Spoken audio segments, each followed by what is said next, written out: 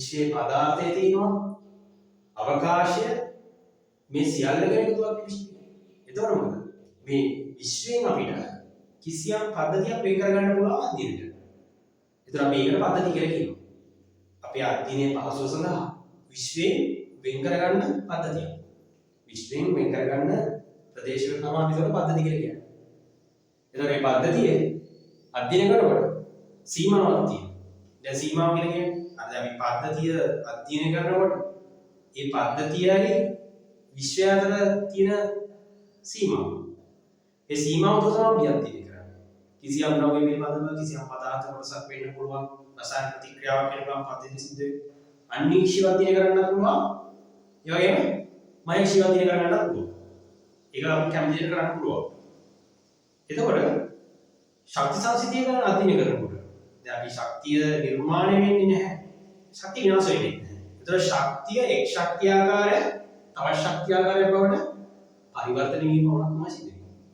එතකොට ඇල්බර්ට් අයින්ස්ටයින්ගේ ශක්තිය සම්බන්ධ සමීකරණය අපි ශක්ති සමීකරණය E සමාන mc වර්ගය කියලා ගන්නවා. E සමාන mc වර්ගය කරනවා. E කියන්නේ ශක්තිය, m ස්කන්ධය, c කියන්නේ ආලෝකයේ වේගය. හැබැයි සමීකරණය කොහොමද? E සමානයි mc වර්ගය. m ස්කන්ධය c වර්ගය ආලෝකයේ වේගය වර්ගයෙන් තමයි උනේ. ඒතකොට ඉතා කුඩා ස්කන්ධයක උනා ආලෝකයේ වේගය වර්ගයෙන් උනාම හැදෙන ශක්තිය ඉතාම ඉහළ ශක්තිය. ඒතකොට මේක තමයි අර යුරේනියම් 235 සහ ප්ලූටෝනියම් 239 වගේ මුලද්‍රව්‍ය පරමාණු න්‍යෂ්ටික ප්‍රතික්‍රියාස්වෙන් පරමාණු බෝම්බ නිපදවීම සම්බන්ධව අධ්‍යයනය කරනකොට සාකච්ඡා කරනකොට වැදගත් වෙන කාරණා. දැන් සංසමීකරණය නියම. හරි. සංසමීකරණය අපි ලියමු මේ විදිහට. E සමාන mc වර්ගය. E සමානයි mc වර්ගය. අර ශක්තිය නිබඳ ශක්තිය ස්කන්ධය අදාළ අංශක ස්කන්ධය සහ ආලෝකයේ වේගය වර්ගය. මේක තමයි සමීකරණය. එතන මේ සමීකරණය ඉතා උදා ස්කන්ධය වුණා. ඉහළ ශක්තියක් ලබා ගන්න පුළුවන් ආලෝකයේ වේගය වර්ගයේ ගුණ වුණා. එතකොට පද්ධතියක් අධ්‍යයනය කරමු අපි ජල සාම්පලයක් ගමු. ජලයේ සාම්පලයක් ගන්නකොට කොහොමද තියෙන්නේ? දැන් ජල සාම්පලයක් අධ්‍යයනය කරනකොට ජල සාම්පලයේ තියෙන්න පුළුවන්. ජල සාම්පලයේ තියෙන්න පුළුවන්. ජලය නේද? කොච්චර තියෙන්න පුළුවන්? ජලය බිලියන් ප්‍රමාණය අණු තියෙනවා. ජල අණු බිලියන් ප්‍රමාණයක් තියෙනවා. එතකොට මේ ජල අණු බිලියන් ප්‍රමාණයම අධ්‍යයනය කරන්නේ කොහොමද? මේ ජල අණු බිලියන ප්‍රමාණයම ක්‍රියාකාරීත්වය කොහොමද? දැන් අපි හිතමු ජල සාම්පලයේ තියෙන අණු බිලියන ප්‍රමාණය. මේ බිලියන ප්‍රමාණය සමස්ත ශක්තිය කොහොමද ගණනය කරන්නේ? සමස්ත ශක්තිය කියන අදහස ඉවත් කරන්නේ කොහොමද? අපි දැන් ගන්න ඕනේ මෙහි තියෙනවා ශක්තිය ආකාර කිහිපයක්. එක ශක්තිය ආකාරයක චාලක ශක්තිය. විදිනවා චාලක ශක්තිය. තව ශක්තිය ආකාරයක් තියෙනවා මේකේ. ඒ තමයි විභව ශක්තිය. චාලක ශක්තියයි විභව ශක්තියයි. ඒතකොට මේ චාලක ශක්තිය මේ තියෙන විභව ශක්තියද කියන්නේ. ශක්තිය ආකාර දෙකේ එකතුව තමයි මේ පද්ධතියේ තියෙන සමස්ත ශක්තිය කියලා කියන්නේ.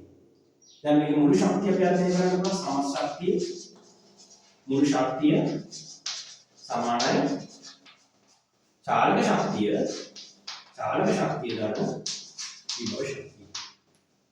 දැන් අපිට මුළු ශක්තිය අධ්‍යයනය කරනකොට කොහොමද කතා කරන්නේ?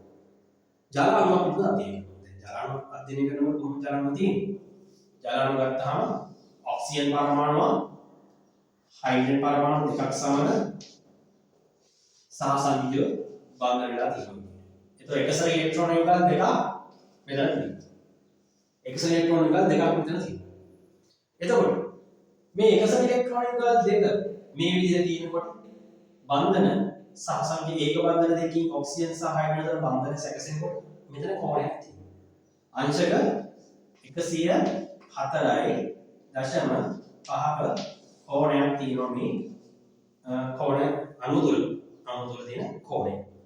එතකොට මේ පරමාණු තුනක් තියෙනවා. ඔක්සිජන් පරමාණුවයි හයිඩ්‍රජන් පරමාණු දෙකයි. එතකොට මේ තියෙන පරමාණු තුනම මොකද වෙන්නේ? මේ අණුවක් නේද? පරමාණු තුනක අණුව. මේ පරමාණු තුනම එකතු වෙලා හැදෙන අණුව කම්පණය වෙනවා පවතින. ভাইබ්‍රේෂන් කම්පණය වෙනවා පවතින. මේ කම්පන හැකියාව. දැන් උෂ්ණත්වය සමග මේ කම්පන සංඛ්‍යාතය වෙනස් වෙන්න පුළුවන්. උෂ්ණත්වය වැඩි වීමත් සමග ඒ චාලක ශක්තිය වැඩි වීමත් උෂ්ණත්වය අඩු වීමත් සමග මොකද වෙන්නේ? මේ අණුවේ චාලක ශක්තිය අඩු වීමත් සිද්ධ වෙන්න පුළුවන්. එතකොට අපි බලමු මේ පද්ධතිය ඇතුලේ තියෙන මේ අණු මොනවද මේ ජාල. එතන මේ ජාල අණු තමයි මේ පද්ධතිය ඇතුලේ තියෙන බිලියන ප්‍රමාණය. අපි බලමු එතකොට සමස්ත මේ පද්ධතිය තුල තියෙන කරන්නේ මේ ජාල අණුවල මොනවද චාලක ශක්තිය හේතු වෙන්නේ මොනවද භව ශක්තිය හේතු වෙන්නේ. දැන් චාලක ශක්තිය කියන්නේ කම්පණය වීම, චලනය වීම පිළිබඳව තියෙන කරන්නේ. එතකොට මේ අණු කම්පණය වෙන්න පටන් ගන්නවා. ඒක උෂ්ණත්වය හේතු වෙනවා. ඍජුවම කම්පණයට පටන් ගන්නවා.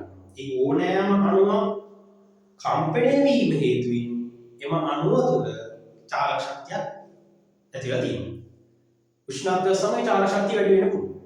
එතකොට චාලක ශක්තිය එක් අණුවක තියෙන චාලක ශක්තිය සහ සමස්ත අණු පද්ධතිය අණු රාශියක තියෙන චාලක ශක්තිය අධ්‍යයනය කරනකොට සමස්ත පද්ධතියට චාලක ශක්තිය ලැබෙනවා. අණු වල කම්පණය හේතුවෙන්. දැන් අතර පැහැදිලි චාලක ශක්තිය කියන්නේ මොකක්ද? අණු වල තියෙන චලනය වීම, අණු වල තියෙන කම්පණය වීම. ඒතර මේක තමයි චාලක ශක්තිය. එතකොට අණු පද්ධතිය පුරාම තියෙන අණු සියල්ලගේම කම්පණය සමස්ත චාලක ශක්තිය හේතු වෙනවා. ඊළඟට අපිට විභව ශක්තිය කියන මොකක්ද කියන්නේ? විභව ශක්තිය කියන්නේ මේ තියෙන අණු අධ්‍යයනය කරන අපිට ප්‍රධාන වශයෙන් සාසංජ බන්ධන දකින්න පුළුවන්. මොනවද? මෙන්න මේ ඔක්සිජන් පරමාණුයි හයිඩ්‍රජන් පරමාණුයි අතර තියෙනවා සහසංජ ඒක බන්ධනය. මෙතන මේ ඔක්සිජන් පරමාණු හයිඩ්‍රජන් පරමාණු අතර තියෙන සහසංජ ඒක බන්ධනය. දැන් මොකද වෙන්නේ? පරමාණු බැඳිලා තියෙනවා. පරමාණු කෙනෙක් බැඳිලා තියෙනවා. ඒතර මේ පරමාණු කෙනෙක් බැඳිලා තියෙනකොට ඒ පිහිටීම නිසා ඇති කරගන්නා ශක්තිය ආකාරයේ විභව ශක්තිය බවට පත් වෙනවා. දැන් තවත් දුරටත් ගත්තොත් එහෙනම් මෙතනත් ජලාමාවක් තියෙනවා නේද? මෙතනත් ජලාමාවක් තිබුණොත් මොකද වෙන්නේ? මෙතනත් ජලාමාවක් තිබ්බොත් අපි දන්නවා විද්‍යුත් විනතාන්තර විද්‍යුත් දාන මෙතන විද්‍යුත් දාන ඔක්සිජන් අතර විද්‍යුත් ක්‍රියා වෙනවා. මෙතන විද්‍යුත් ක්‍රියා වෙනවා. දැන් මොකද වෙන්නේ? මේ ජලාමාන දෙක අතර තියෙනවා අන්තරාණුක බල. ඒතර මේ අන්තරාණුක බල මේ අණු දෙකක් අතර තියෙනවා. මෙන්න මේ අන්තරාණුක බල නිසා මේ අණු දෙක අතර සම්බන්ධයක් ගොඩනගෙනවා. ඒ ඇති වෙන සම්බන්ධ නිසා මේ පද්ධතිය තුල අණු බිලියන ප්‍රමාණයක් තියෙනවා. ඒ බිලියන ප්‍රමාණය අතර මේ ආකාරයේ අණුතර බන්ධන නිර්මාණය. ඒතර ඒ ආකාරයේ අණුතර බන්ධන නිර්මාණය වීම නිසා අණු වල පිහිටීම අතර ඇතිවන්නා වූ සම්බන්ධතාවය නිසා සමස්ත මේ පද්ධතියට නැති වෙනවා විභව ශක්තිය. ඒ සියලුම ශක්තිය, ඒ පිහිටීමට දාන ශක්තිය, සමස්ත විභව ශක්තිය, චලනය සහ කම්පනය නිසා ඇතිවන්නා වූ සමස්ත ශක්තිය එතන ගන්න පුළුවන් චාලක ශක්තිය. ඒතර අපිට ගන්න පුළුවන් පද්ධතියේ තියෙන මුළු ශක්තිය සමස්ත මේ පද්ධතියේ තියෙන චාලක ශක්තිය සහ සමස්ත මේ පද්ධතියට දාන විභව ශක්තිය එකතුව මුළු ශක්තිය කියලා අපිට ගන්න පුළුවන්. දැන් ප්‍රකාශනයක් විදිහට ගන්න පුළුවන් මේ විදිහට මුළු ශක්තිය අපි එනර්ජි ශක්තිය සමස්ත ශක්තිය අපිට ගන්න පුළුවන් චාලක ශක්තිය. චාලක ශක්තිය කයිනටික් එනර්ජි කියන එක සහ විභව ශක්තිය පොටෙන්ෂල් එනර්ජි කියන එක අපිට ගන්න පුළුවන්. ඒතර පද්ධතියක සමස්ත ශක්තිය සම්බන්ධ ප්‍රකාශනයක් මෙහි දීපත් කරන්න පුළුවන්. දැන් ඊළඟ කතාව මොකක්ද මෙතනදී මේ බන්ධන නිර්මාණ වීම පිළිබඳව තමයි අධ්‍යයනය කරන්න තියෙන්නේ.